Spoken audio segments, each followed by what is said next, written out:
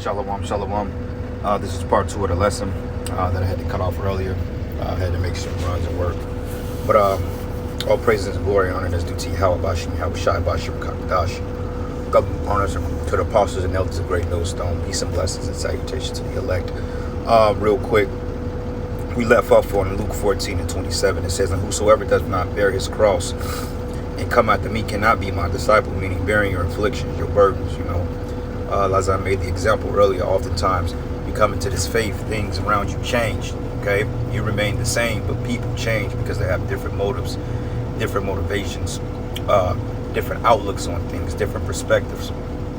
Ultimately, dark influences, because influential power is the key driving force to everything that goes around you, okay? Because everybody and everything is influenced by something, okay? Which ultimately the source of influence, if Yahweh Shai, okay, through right hand and left hand energies, okay, which the left hand side, which is the demons, they influence the left-handed people, or when I say left-handed people, not meaning you write with your left and right hand, meaning that the people with a sinister mindset, add the correction to that, because Jacob scoff any little loophole they found or find to talk nonsense and to throw out some type of negative comments. They're gonna find, oh, you said left-handed people is no, I didn't say that.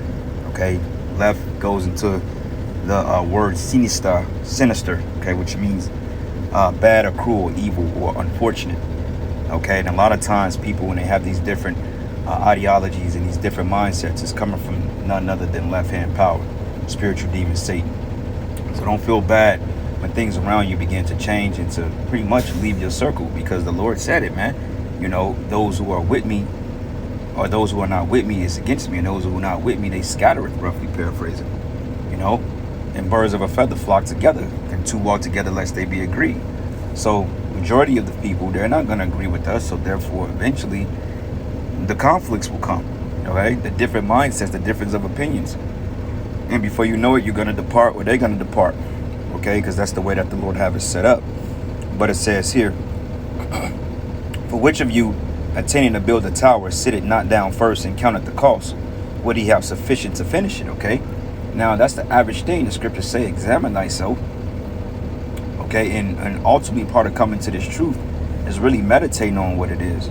Because when you first come in, you have a lot of information. You're bombarded, brothers are dealing with you, you're going to class. And a lot of times you don't really have time to sit back and think about this something that you really want to do, but it's really not up to you, because it's the spirit. The Lord calleth thee in it. But like in my testimony, when I came into the truth, I knew I was looking for the Most High, but I just wasn't ready to settle down and be a man of the Lord yet. I wasn't looking forward to it. It came too fast. But that'd be Jake and their folly. But overall, I had to kind of step back and let the spirit navigate me, because I just wasn't going to blindly follow something or people that I didn't know anything about, or I didn't have any type of background knowledge about, And oftentimes, it's just through the spirit, but I had to let the spirit bring me to where I needed to be. And the spirit, it called me and it said, look, this is where you need to be. Because honestly speaking, if I was in this thing for other people's opinions, then I wouldn't have made it far. Okay, so, and I'm not saying that I made it far in this thing, but what I'm saying, I probably would have been booted out, or excommunicated, or the spirit would have got rid of me a long time ago. So everything is spiritual, but that's counting the cost. Asking yourself, okay, when you come to serve the Lord, are you ready for the mindset that you have to endure in this truth? Are you ready to endure with heartache? Are you ready to deal with intense aggravation, anger, okay, sadness, sorrow, confusion at times, feel like you're losing your mind, loss, grief, financial woes, okay, spiritual attacks, definitely spiritual attacks, which is a big one in this thing, because our brothers, they suffer from sleep paralysis, brothers suffer from different demonic attacks, asthma attacks, whether it be pains in the bodies and in the mind. Some brothers were military. They came in through, after they left the military whatsoever. And if you've seen combat, man, a lot of times, man, you ain't the same. Okay, so, hey, blessed be those brothers that got all their mental faculties still in place from seeing war and dead bodies. But overall, man, those brothers suffer from PTSD, stress, ups and downs like we all do. But these are all counting the cost. Okay, what am I going to lose? Okay, what is the Lord requiring of me? What type of mindset do I have to put into being in his faith? What type of disappointment? Are you willing to walk away from your family? Are you willing to have your woman to walk away from you because you're not budging in your beliefs? Because you won't allow her to have certain freedoms in the world? Okay, because, you know, you're trying to build up your household the right way. Are you willing to deal with all of the stress that comes with that?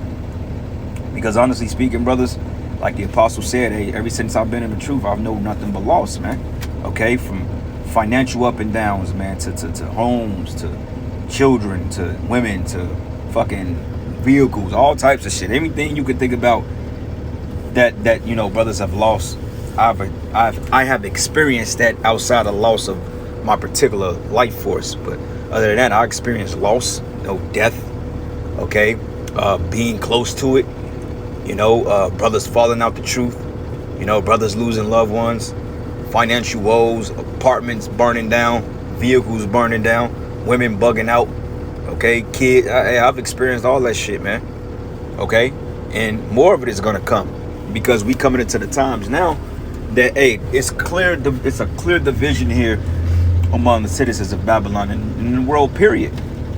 Because everybody is divided on this whole C19 thing, okay? Families, the whole MOTB, the digital infrastructure, which, Lord's will, I'm going to do a video on that next because, hey, that's the next major prophecy. And it's moving, man, okay? Biden signing digital assets or digital infrastructure, which basically they're going to have control to all your money. So, hey, that transition of wealth, a lot of people are going to lose money in the bank when they transfer over to this digital currency stuff. So, hey, you got money in the bank, you're going to lose a lot of it, man, because, hey, they getting ready to control everything and they getting ready to shut this thing down, man, and make his move. So it's going to be a lot of division. So, hey, we're going to have to walk away from family, homes, vehicles, clothes, whatever, you know, you may have invested in Babylon. You're going to have to walk away from it, man, because you're going to need the MOTB in order to eat, to buy, to sell, to have a job. And that's part of counting the cost as well, okay? And it says here, sit it down now first and count the cost, whether you have sufficient to finish it. I mean, do you have the mindset? Do you have the drive to finish it? Or are you going to give up like certain men out there that stop believing? Okay, because when you stop believing and the Lord is through with you, there's nothing else you can do to rekindle that belief back, man. Okay, you'll find excuses. You will start scoffing. You'll start making up excuses for the breakdowns being off. All an excuse so you could fall out the truth. So you resort to blaming the doctrine. The doctrine and the men that's teaching the doctrine are always the ones to blame when men start getting disgruntled. It's never a reflection in the spirit. It's never a self-reflection. It's always other men's fault.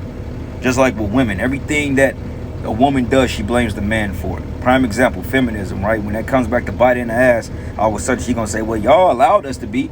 We ain't allow you to do shit, man.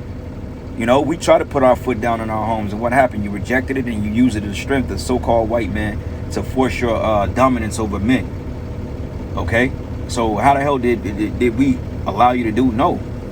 Okay, same thing when Eve ate the apple. What she do? She blamed Satan. Well, the serpent gave it to me and I did eat. She didn't take accountability, man. Okay, same thing with this thought culture where our men, they allowed us to be thoughts. They didn't tell us to cover up, but you got a group of men telling you to cover up. So that's no excuse. Well, they let us get, you know, babies took it on our, you know, they just blame the men for everything.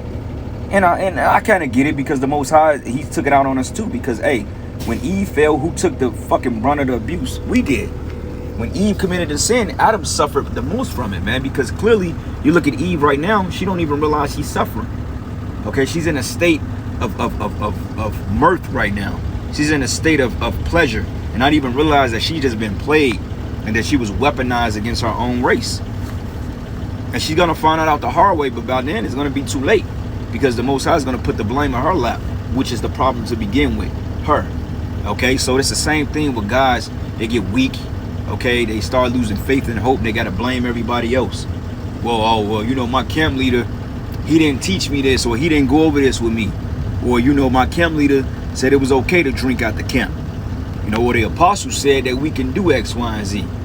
And when it comes against you, then all of a sudden you ain't taking accountability, motherfucker. The scriptures say you're going to be stupid or what?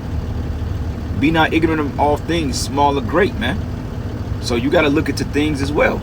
Yeah, certain men may tell you certain freedoms you have in this truth, but that doesn't mean that it's good for your spirit. That doesn't mean that is expedient for you. Shit, yeah, it's lawful to drink, but hey, certain brothers that had heavy alcohol demons on them, they probably shouldn't drink. Period. Now, when you get mad and go to the club and you beating up people and you fighting everybody in the fucking club, and then all of a sudden you get kicked out the camp or you get excommunicated, you gonna blame the man over you? Oh, well, you know, he said it's okay to drunk. Nigga, you know your demons. You know how to control you. Well, you know what's good and efficient for you and what's not. So, hey, you can't put that blame on nobody but your damn self. Okay? It says here, less happily after he had laid the foundation and is not able to finish it, and all that began it, behold, it began to mock him. So when you fall out this truth and you don't count the cost, then that's when, you know, the rebuke comes and the example is set of what not to do. Like we've seen stories of guys, man, that bought homes and palaces, and one guy said, well, I ain't did a video in a month because I bought a house. Like, what kind of shit is that? That's not an excuse. Okay, you didn't do a video is because the spirit wasn't on you and you didn't care to. You didn't care to fast or pray and ask the Lord to renew your spirit, but you was looking for a reason to get out of here, man, because according to you, you was bondage under men, you know. And it says, saying this man began to build and was not able to finish.